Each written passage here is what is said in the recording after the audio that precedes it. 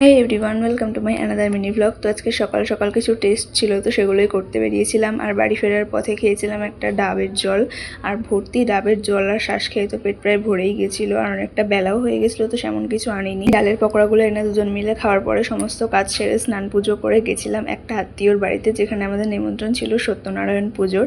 আর ওদের বাড়িতে না এই কচ্ছপটা ছিল। প্রথমবার তো সামনে থেকে কচ্ছপ দেখলাম, আর কচ্ছপটার গায়ে কি সুন্দর ডিজাইনও করা ছিল।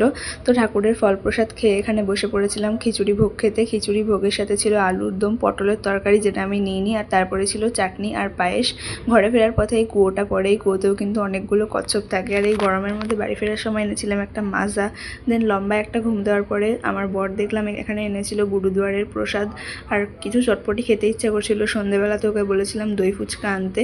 ওয়েস্ট বেঙ্গলের মতো এখানে তো ফুচকার টেস্ট হবে না, বাট খেতে কিন্তু ভালোই ছিল। বর নিজের জন্য এনেছিল এই বাঁধাকপির পকোড়াগুলো, যেখান থেকে আমিও দুটো টেস্ট করেছিলাম, আর আমার টিপ শেষ হয়ে গেছিলো, তো এই দুটো টিপ এনেছিল। বাই।